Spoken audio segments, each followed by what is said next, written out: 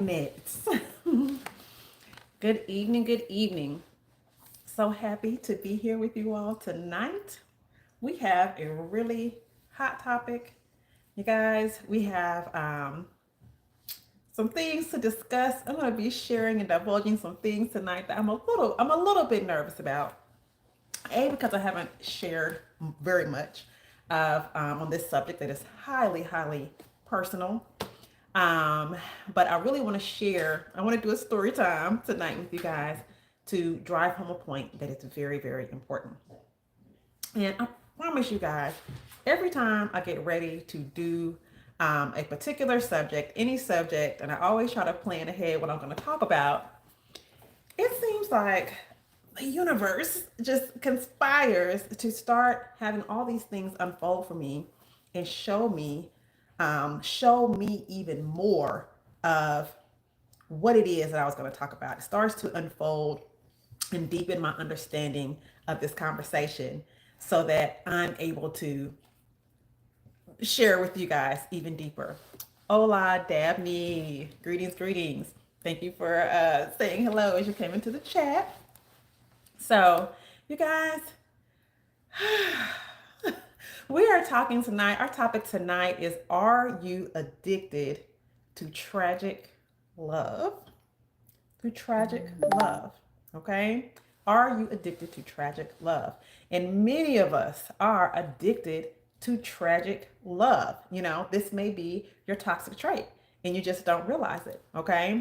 Greetings, Zena. Greetings, Zena. We're about to get deep tonight. Thank you so much for being here to show your support tonight. We're talking about tragic love. So many of us have been indoctrinated into tragic love from early childhood and have absolutely no clue. Okay, absolutely no clue. So I'm going to be sharing my story tonight of how I got indoctrinated from a very young age into tragic love and how that played out in my life. Okay. Um, and how even today I still have to be very aware of these things and make sure that I'm not playing out these scenarios and kind of going into it's like a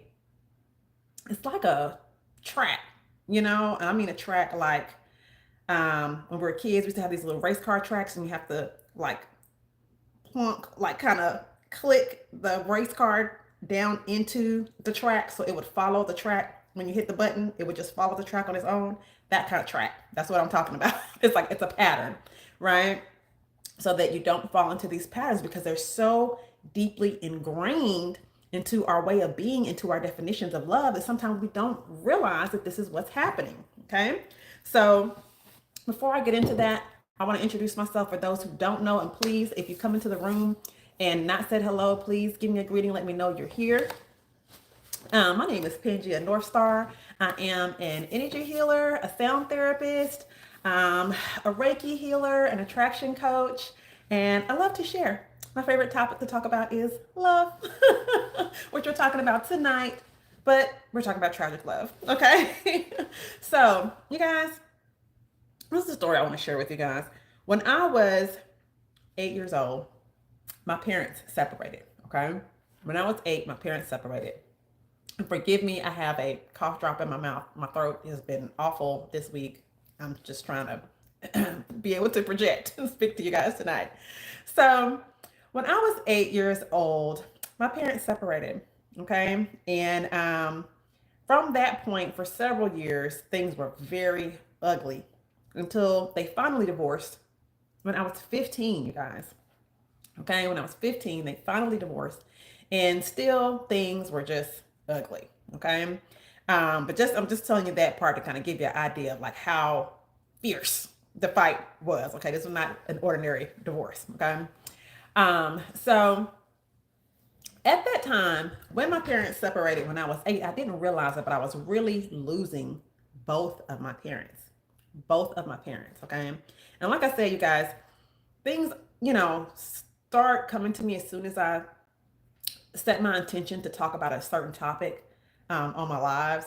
So I actually learned this term today. I wasn't looking for it, but I learned a term today that is the perfect term for what I'm about to describe. And that term is ambiguous loss. Okay. Ambiguous loss is when you lose someone, but they're kind of still there. They're still present in some way. So you kind of don't realize the loss.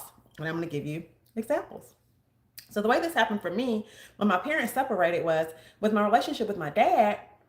It was a more obvious, the loss or the change was more obvious because previous to that, of course, me and my dad lived in the same household, but after that, we didn't. We had been very, very close, but after that, we weren't. So when I would talk to my dad, we not only no longer live in the same household, we didn't even live in the same country anymore. Okay. My dad was military. So we went from living in Germany to coming back to the States. Me and my mom and my brother did. And my dad was still out of the country. Okay. So whenever I would talk to my dad, which wasn't nearly often enough, he would, say, oh, we're going to be back together soon. We're going to be, I'm going to take you here. We're going to do this. We're going to do that. And as well meaning as he was and saying those things would never materialize. Okay. So there was always this, it was like promises being made that did not come to fruition. Okay.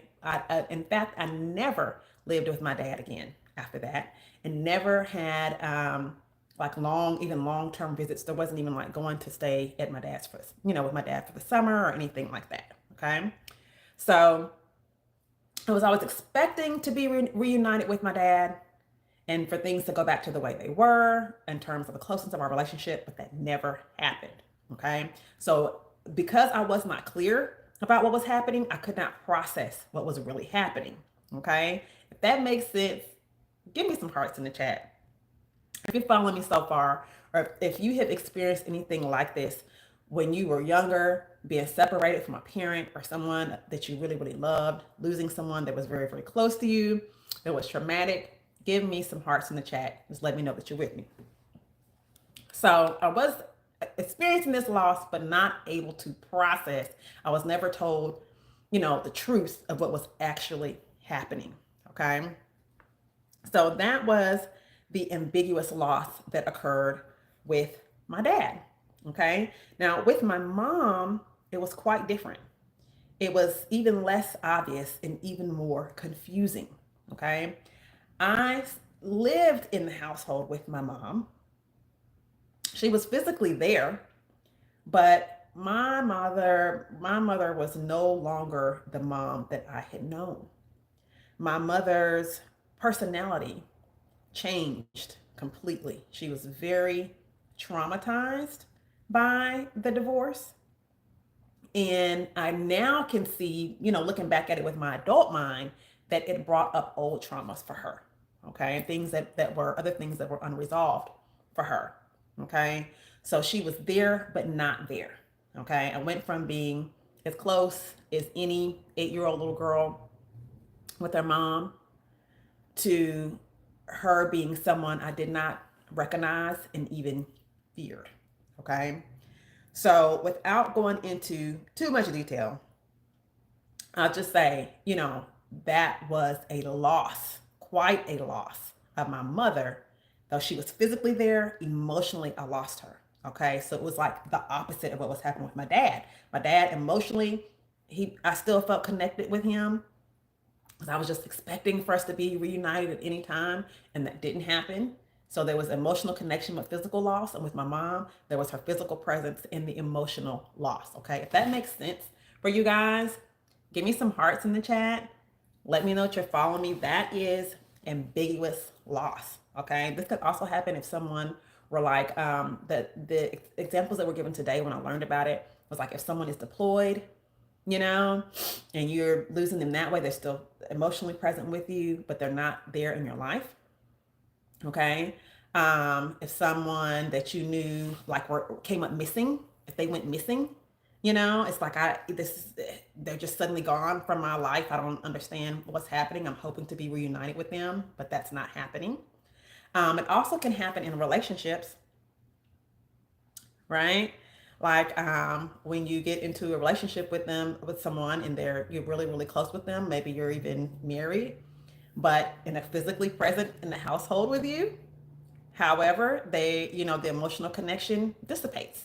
Maybe that person is always at work, always placing work above the relationship. If that person is even always on their phone and does not connect with you. This is an example of ambiguous loss. Okay.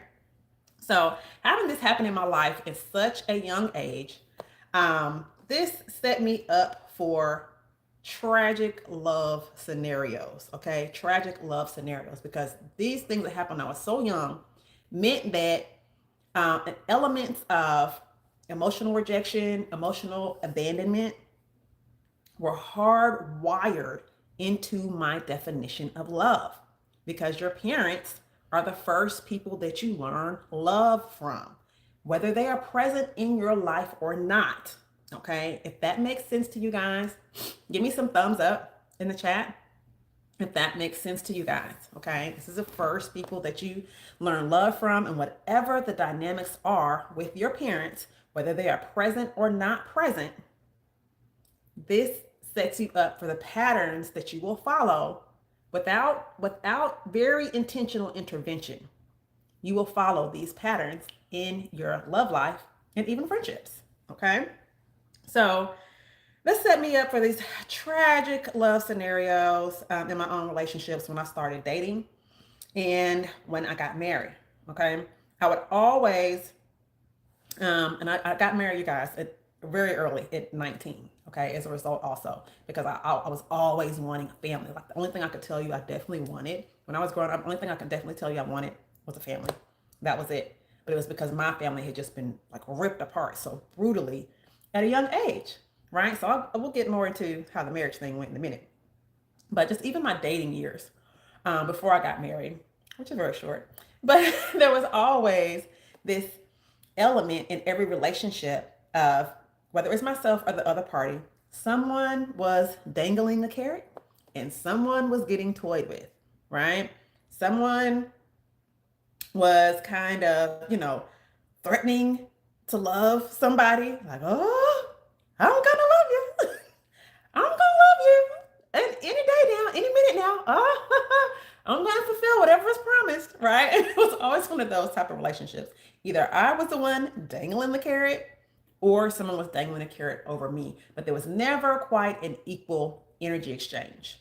Okay, never an equal energy exchange. There was always one party giving the appearance of loving the other person and then snatching it away, and the other party was struggling to keep up. The other party was asking for clarity and reassurance, okay, and being led on, um, and then, disappointed and abandoned, okay. And whether it was me on either end, there was always that type of element in my relationships, okay. So the height of this was my marriage, okay. So at 19, I got married. Quick, fast, and in a hurry, because like I said, that was all I wanted growing up, was a family, right? Um, so I married a man that in the beginning was very kind and loving and who pursued me with everything he had, okay, in the beginning. And then things changed, okay? Now, one thing I didn't mention or didn't go into detail about was there was an element of mental illness in my home growing up. Okay, there was abuse, verbal, emotional, physical abuse happened in my home when I grew up. And so this type of element, that energy, okay, that vibration was not foreign to me. It was not foreign. Okay. That was woven in, it was hardwired into my definition of love. So as things began to change with my husband, he was mentally ill, right? Of course, I did not realize this. I was 19 when I married him, and like I said, it just didn't feel foreign. Okay, it felt like home. Okay, and often um, especially when we're young, we're falling in love with people that feel like home, right? No matter how dysfunctional home was, we're choosing to get into a relationship with people that reflect similar dynamics as what was going on in our home when growing up. If that makes sense to you, give me some hearts in the chat. If that feels true to you, if you can see, or maybe those patterns have played out in your life, where you get involved with someone that gives you the same type of drama that was happening in your home, or maybe they had a similar type of drama happening in their home when they were growing up. That is what happens, you guys. Yes. Greetings, Elmira. Greetings. Elmira says, yeah, my first boyfriend has the same name as my dad. Yes. Yes. So a lot of times there'll be all these strange synchronicities, right? With the people that we fall in love with and feel drawn to, as what was going on in our home when we were growing up. So the man that I married had, some mental health issues, which at 19, I couldn't really recognize his mental health issues. It was just sad to say, but it was like normalized. It was something that had been normalized in my life, right? So instead of things that should have raised major red flags for me, things that should have caused me to run, things that should have let me know, man, this is a dangerous situation and you need to get the heck out of here. Nope. I was already accustomed to like disassociating, right? And just going into, you know, I guess you'd say fight or flight mode. So I didn't see it as, I need to get out of here. This guy's, got issues I can't help with. Didn't see that. Kept going. So long story short, my husband became quite abusive, emotionally, financially. Um, I would not. I want to be careful how I say this. I'm saying in my scenario, I'm not saying other people are letting this happen to them, but I am saying the way I was built, I did not let him physically abuse me. Okay. We had one incident that became physical, and that did not go the way he thought it was going to go. And he didn't try that no more. Okay. That's all I'm going to say about that. Okay. But the emotional, the verbal, the financial abuse, all manipulation, all that stuff, it was there. It was real. It was very, very present. Okay. Um, he was, threatening to take my life and take his own life. And ultimately, down the road, he did um, end up taking the life of the other woman, right? The other woman that he was dating on the side. Okay. He ended up taking her life and then taking his own life. Okay. That is what happened. Tragic love story. Okay. Um, so this is what happened. Okay. And during our relationship, we were never able to establish like this peaceful, equal energy exchange. There was never like shared vision, right? There was never like, hey, we're creating this dream and living out this dream. There was always drama. There was always a back and forth, and even an element of fear used to like control and manipulate the situation. Okay. So this all came back to my mind recently because of two things that happened. One thing that happened is a friend of mine got sick, right? And I was like, and got sick like a flu situation. And I was like, are you taking care of yourself? Are you doing this? Are you doing that? I don't understand why, why are you going back to work? You sick. You don't need to be going back to work. You should be doing X, Y, Z. And this was happening like over a course of like 48 hours.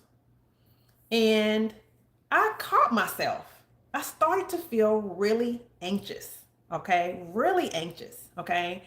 And I realized that I was like, okay, I gotta back away from this situation. I am getting more anxious and I'm more worried about them being sick than they are because I was starting to fall into that pattern that I had had with my husband, where I was begging him to get help, begging him to get help for his mental health, right? And ultimately, he he wouldn't. And that just ended tragically. Okay? That ended very, very tragically. And that was, I can't even say how traumatizing. It was just, it totally changed the lives of me and my children, right? So, but I felt myself getting that, anxiety. And I was like, ooh, I can't be involved in any situations. No friendships, no relationships, no nothing where I'm begging somebody, I gotta beg somebody to take care of themselves. I'm more worried about you than you are, you know, or, I don't want to be around someone that I don't want to be in a scenario where someone I care about is neglecting their health, right? That can cause anxiety for me. So I caught myself about to get triggered, right? And I'm so grateful that I've done the work that I have done on my traumas, that I was able to recognize that situation and say, you know what, I need to back up and let them handle this however they see fit, because it's going to become,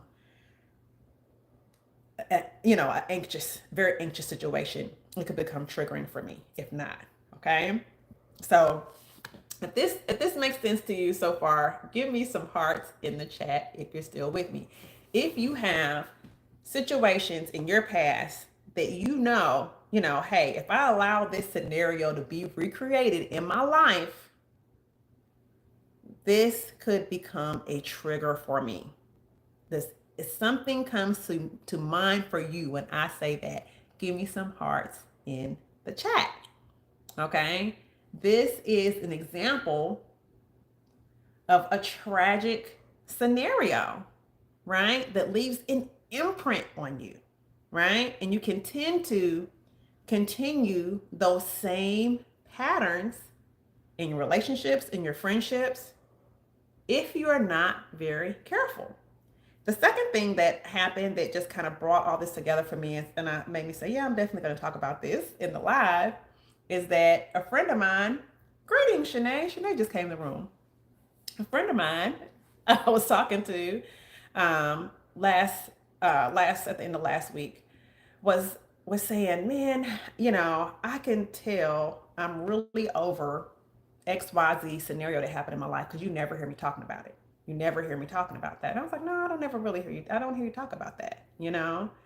And this friend of mine always manages to like drop something in my subconscious mind that like, no, it never fails that like 3 days later, I'm calling her like, girl, you remember we was talking about such and such? This got me thinking.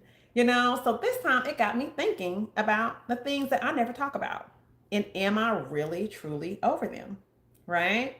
So it made me think back to that scenario that had just happened with my friend that was sick. And I said, oh man, that's starting to trigger, if there's some kind of any residue left in the situation with my husband, I had to catch myself before I got triggered. Right. But I thought about it. I was like, man, I don't really mention that situation, and I consider myself not over it, but I consider myself to have moved through. And the reason I say not over it, because I don't like that term. To me, over it sounds dismissive, right? Over it sounds really dismissive, right? But I feel like it made me think about that situation with my husband and other certain things, related to my parents splitting up and what my life was like at that time of my life. And it made me ask, well, I don't talk a lot about it, But does that mean I'm over it? Does that mean I'm over it? Does it mean I've worked through all of it? Or does it mean that there's still something operating in the background that is actually calling the shots? Think about it, okay? As I stated before, the way that my relationship played out with my dad, the way that my relationship played out with my mom, I can see how it affected me in my younger life, right? And my healing work over the years has been to stop that scenario, to really become a person that is very, very clear in communication in my relationships. When I'm beginning a relationship, I like to be very, very clear. Like, hey, here's what I'm looking for. What are you looking for? Here's how I like to date. How do you like to date? Are we on the same page? Right? So that I'm not setting myself up or setting anyone else up for a tragic love story. Right? Because other than that, you can really just slide into an unhealthy pattern. Okay? Is there anyone in the chat that sounds familiar to?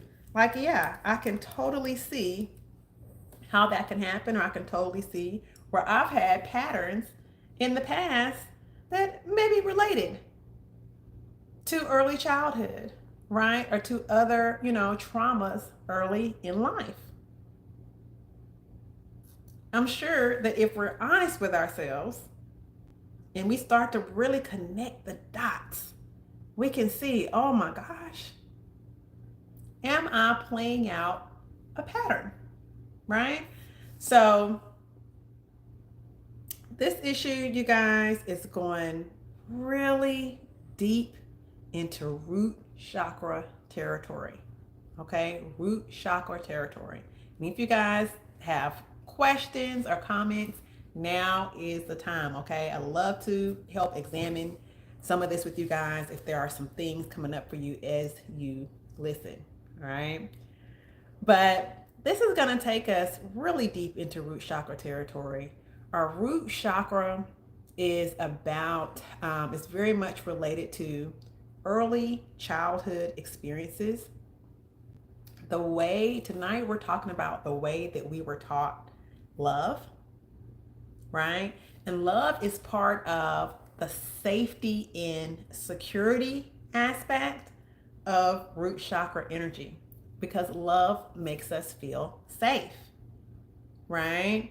Love is part of it, is something that we need to survive, right? So a root chakra injury is one that is related to safety, security, survival, feelings of belonging, right?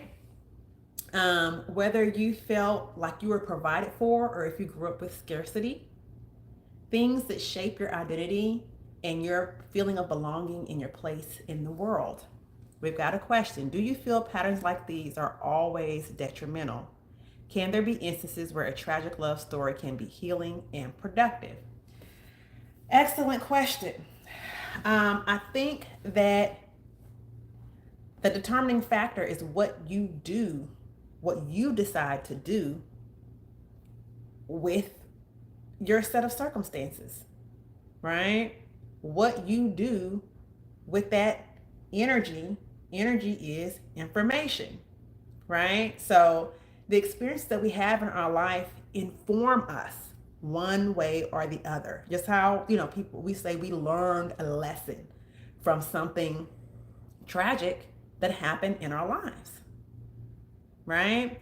So yes, it can be detrimental. The same scenario that was detrimental for one person could have turned into something healing and productive for someone else based on the decisions they made in that scenario. what to do with the information that they walked away from. As well as, I'll say this, in my in my in my story, the same scenarios that were a detriment to me early in life, right? I was a teen mom, you know. Um, I was, like I said, I got married really young, and got was in an abusive marriage, right? So many things happened that were like a spinoff, things that happened kind of back to back. I didn't really have a chance to like kind of catch my breath. The same type of violence and drama that was happening in my household felt normal to me when I was stepping into the adult world. So I was attracting more of that, right? And I was attracted to more of that, right? But somewhere along the way, I decided I want to heal this, and I began examining. I began an internal dialogue about these things that had happened in my life, right? And I was like, no, I don't want to repeat this anymore. I'm tired of this. I don't believe life has to be this way. I'm looking over there and it seems like, people are living different. This doesn't have to be this way, and honestly, I always knew internally that there was a better way to live. I just didn't know where to start, how to get out of the eye of the storm, as they say, right?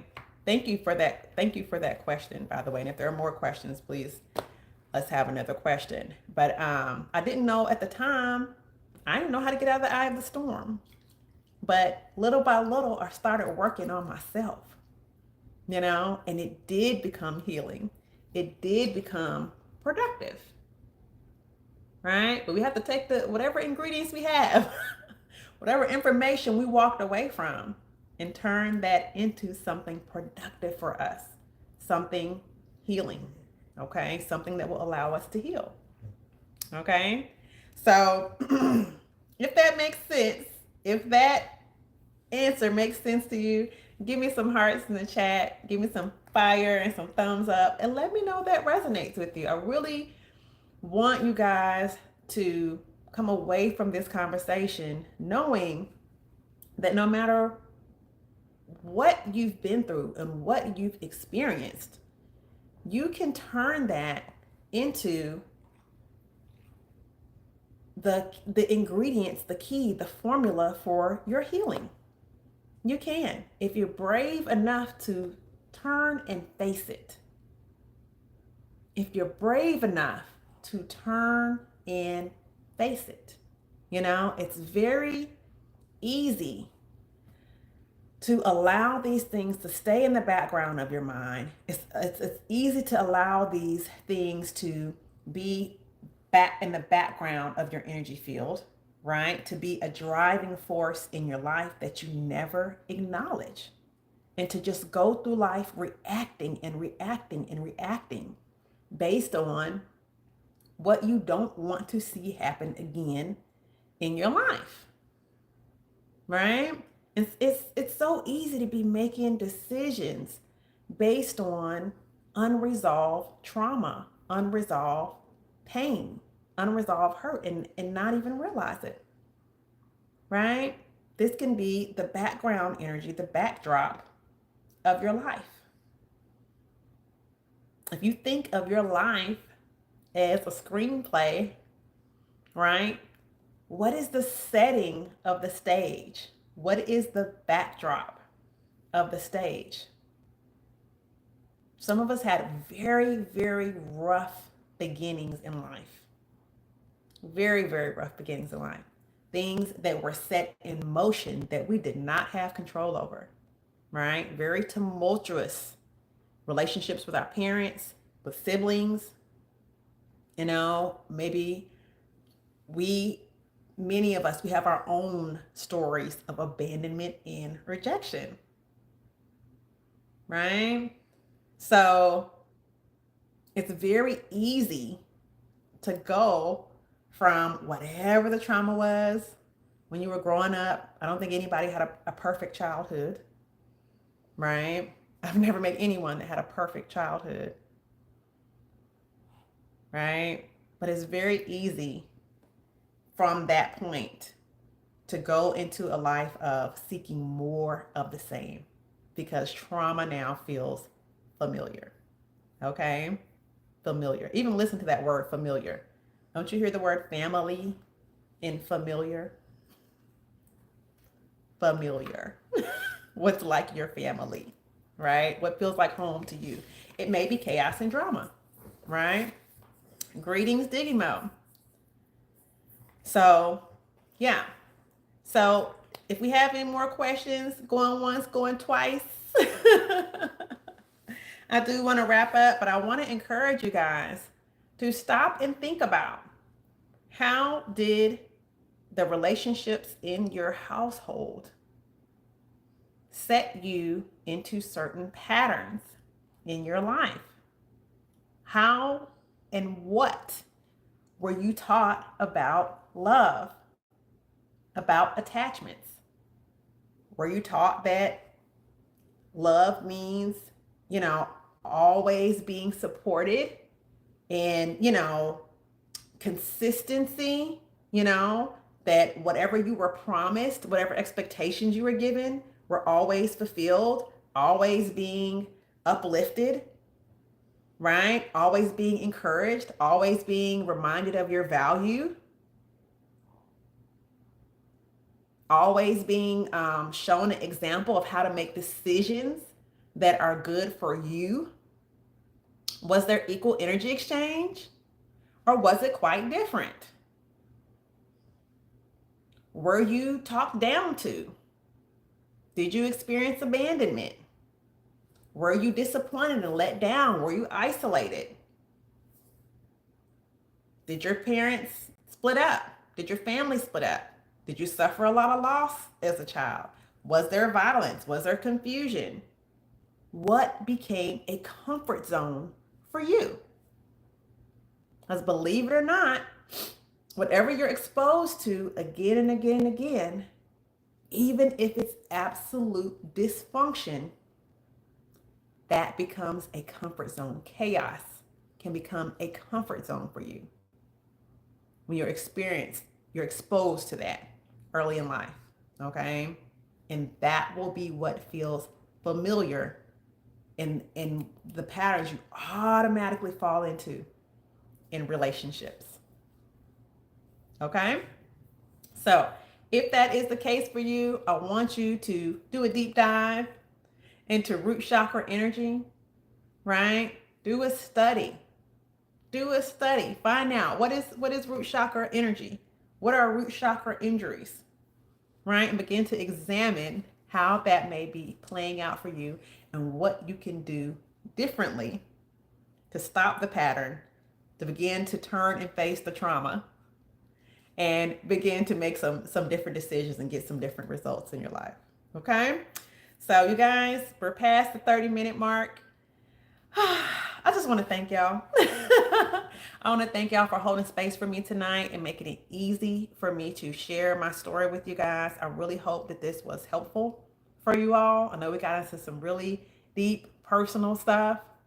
And I just thank you guys so much for all the support and the love in the chat. Thank you very much for joining me again.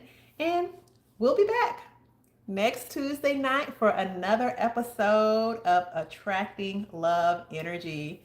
Thank you for all the support in the chat. Love you guys. Have a good night.